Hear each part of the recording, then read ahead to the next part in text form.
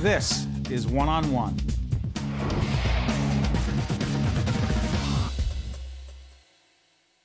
Here he is, Todd Miller, director of a film called Dinosaur 13, which tracks the discovery of, set it up for us, the most significant... the Tyrannosaurus Rex, yeah. Sue the Tyrannosaurus Rex. The greatest dinosaur find in history. Why Sue? Why is it called Sue? Well, it was found by an amateur paleontologist by the name of Sue Hendrickson, who was working at the time for the Black Hills Institute, which was run by a man by the name of Peter Larson. So our film chronicles that team and their discovery. Peter Larson's important in this, right? Correct. He is he's the president and owner of the Black Hills Institute.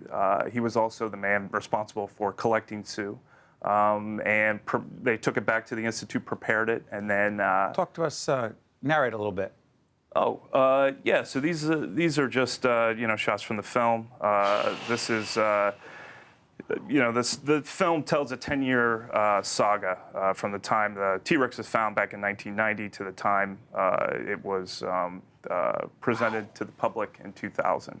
So a lot of those shots that you just saw were shots that we shot, but we were also granted access to all the archival photography and video and film that the team had at the time. And, they're scientists, so this is what they do. They document all this stuff. So it was amazing that they provided it to us for us. But it's a complicated story because, in prepping for the show, I'm reading, wait a minute, this gets very, I hate to say political, but it does get political and legal because aren't there questions here about who's in control of what you find, meaning is it the property of the public, meaning the government? Is it a private commercial situation? Set that up for us. Yeah, well, let's say you want to go out on a fossil dig. You want to Right. go find a dinosaur. 99% of it is knowing where you are in relation to what land you're on. And in the United States, 3/5 of the U.S. landmass is owned by the government. That's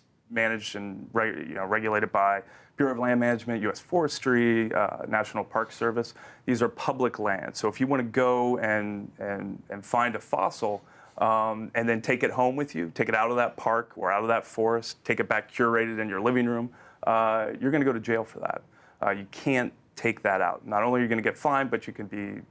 it's against the law. It's against the law. So the flip side of that is private land. So within the industry of scientists, paleontologists that do this sort of work, there's split into two camps. There's a schism between academic paleontologists who can get permits to go on public land and commercial paleontologists who it is legal to sell dinosaurs in this country.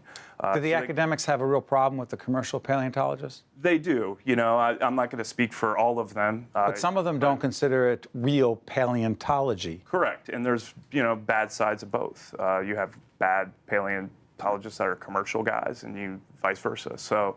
But there are, in our case, in our film, Peter Larson. Yeah, where does Peter Larson fit into this? I'm sorry for interrupting. He's kind of in a gray area. He is a commercial paleontologist. He runs the largest independent fossil company in the world, the Black Hills Institute. They have a fossil company? They have a fossil company. So museums will pick up a phone, call them, say, hey, we got a new exhibit. We need a T-Rex. We need a What, he goes out and looks for it? 9 out of 10 times, it'll usually be like a cast or a replica. So they have molds from things that they have found that are scientifically accurate that they will mount and then ship to these individual museums wherever they are, all over the world. And then sometimes, in the case of a T-Rex, which are very rare specimens, they will go out and find a T-Rex. And it sometimes will take years and years and years and years. Put in context for us the scale, the size, what are we talking about when we are talking about the nature of this T-Rex? Okay, so this shot's out in the Badlands of South Dakota. South Dakota, go ahead. And then this next shot, so that's the second biggest T-Rex ever found. That's called Stan. That's Stan. Right, and he's approximately 40 feet long. That one on the right over there was MOR 555, which, go ahead.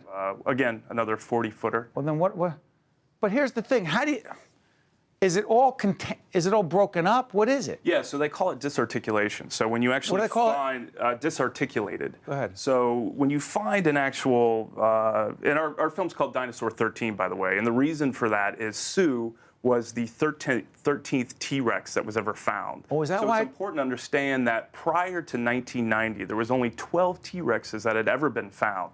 And of those 12 specimens, less than 40% of the individual specimens had actually been collected.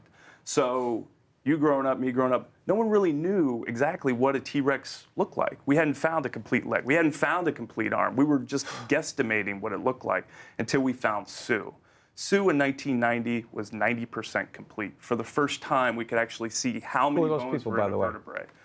So those are the original discoverers of Sue the T-Rex, and that is Sue. So you could see disarticulated, and that the tail there is, we were seeing exquisite articulation where they are together. But the skull, for instance, is underneath where they're sitting right now. I'm not getting it. 2 feet down in the ground. I'm not getting it. I'm sorry. Stay on the shot. Don't get off it, folks. What? They're sitting on what? So they're sitting on dirt. It's important to understand, too, that the location where this is found in South Dakota. So North America was split at, 65.5 million years ago, was split into 2. We had a low-lying ocean.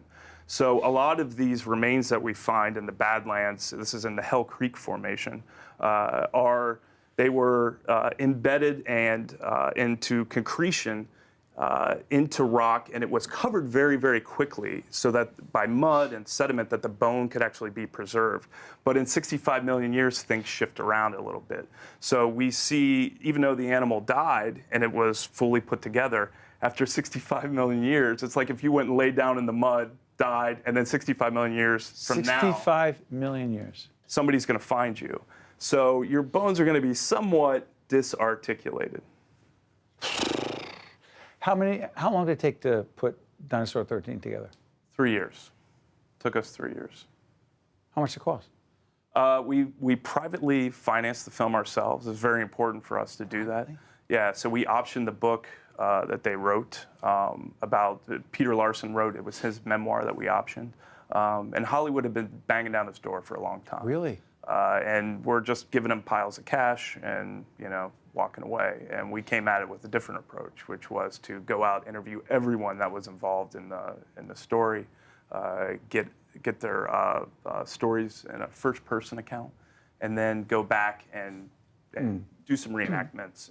And then once they started giving us all the footage, we were like, it'd be pretty stupid on our part to reenact all this stuff. We have the real people. Where's Sue now? Sue is in the Field Museum in Chicago, where she is seen by millions and millions of people. She is not in the museum of the Black Hills Institute, which is where they wanted to have her after the discovery. In 1992, as they were prepping Sue's bones to be put in their museum in South Dakota, the FBI came and with the National Guard and a plethora of different federal agencies to seize the dinosaur on behalf of the U.S. government. That led to years and years of a custody battle, which led to the largest and most expensive criminal trial in South Dakota's history, which led to ultimately an auction here in Manhattan in 1997. Wow. And the film, people can see it, find it? Dinosaur13movie.com. Say it again? Dinosaur13movie.com. That is not named after WNET Channel 13. I just want to clarify. And that is not why we had you here. I just want a full disclosure. There's no conflict. Not to my knowledge. Okay. Listen, Todd Miller, director of Dinosaur 13. This is great stuff. Fascinating. Thanks. Thanks very much for coming in. Stay with us. We'll be right back right after this. Fascinating.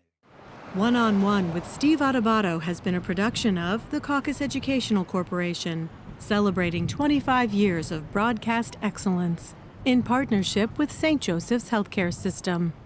This special edition of One-on-One with Steve Adubato is brought to you from the Tisch WNET studios at Lincoln Center.